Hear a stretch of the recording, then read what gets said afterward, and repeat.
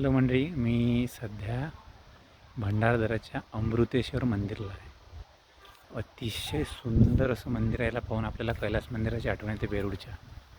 खूप सुंदर 12व्या शतकातलं मंदिर आहे. अतिशय कोरीव आणि एकदम मंदिराच्या मागचा हा तुम्ही व्ह्यू बघा.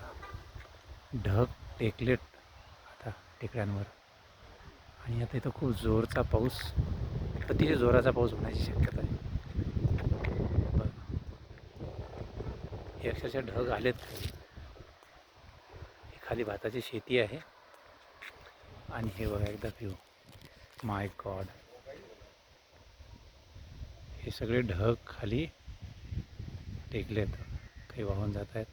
ते बघा, दिसत आहेत तुम्हाला, ते ढग जात आहेत. आणि एकदा मंदिर बघा, वाव. शिवजींना समर्पित आहे हे मंदिर.